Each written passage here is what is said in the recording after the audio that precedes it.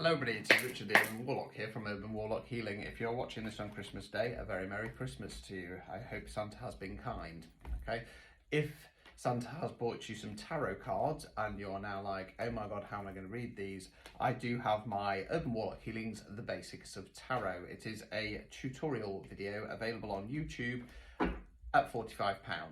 That is the same cost as an hour reading with myself, and will give you enough knowledge and insight to decide on the best way to read for yourself, how to interpret the cards, and some hints and tips moving forward. It's around about 2.5 hours long of tutorial, so well worth the money for something that could set you off as a reader yourself. So this is a collective reading. Take what resonates, leave what doesn't. I'm not sure where we're going yet, so let's have a look. Have a look what's up there. That will give you a bit of advice. So let's pull some cards and see where we're going. Okay, right, let's see what's cracking off here then. So first card we've got is Judgment card in the upright position. So what's going off in this card, Richard? Well, the literal sense of the card, you've got what I assume is Archangel Gabriel. I'm covering up some naked people. They are naked because they are dead. Okay. In the literal sense of the card, they've been judged worthy enough to ascend to heaven. We're obviously not talking about that. We're talking about either internal or external judgment. It's in the upright position, so it's talking about judging ourselves worthy enough, or people around us judging ourselves worthy enough. Now, looking at the other cards here, I feel it's about judging ourselves worthy enough, or at least starting to. We then got the King of Pentacles in the reverse positions. Pentacles relates to the element of earth. It can mean money and finance. It can mean non-financial wealth. So when I say that, it's what you invest in your time, efforts and energies in.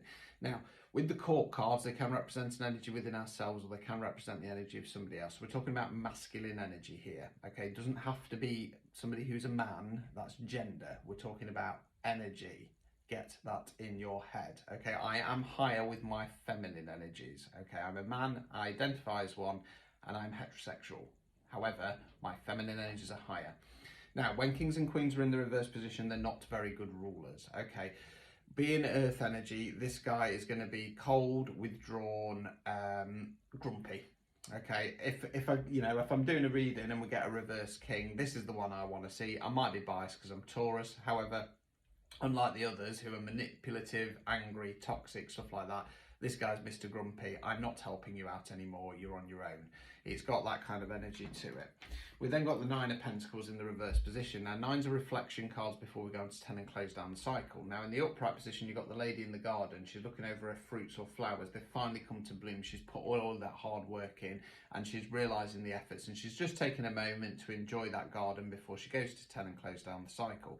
Now, when it's in the reverse position, we're looking back and we're going, all that effort and energy that I put in, it didn't come out the way we wanted to. That's possibly putting you in that King of Pentacles energy there. Okay. Right, I was just going to say, I'm not sure if I want to say that King of Pentacles is yourself or somebody else. I feel that it's somebody else. Okay, again, it can be a woman as well as a man, so it can be anybody in your life. Okay, you're realising that you're starting to judge yourself worthy. You're starting to realise that they're just a grumpy twat, and all that effort and hard work you put in, it's not paid off because they've not put the effort in. It's now setting you in a new direction.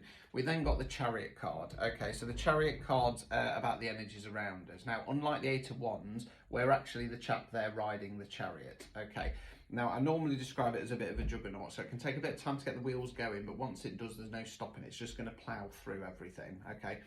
The other thing with the Chariot is if you have any questions of should I do it, is the time right? In the upright position, it says yes. Okay, I feel it's in regard to breaking away from this King of Pentacles energy and moving into something new. Excuse the cat butt. We then got the Six of Wands. So Wands relates to the element of air. It's generally speaking about the way we think and the words we use.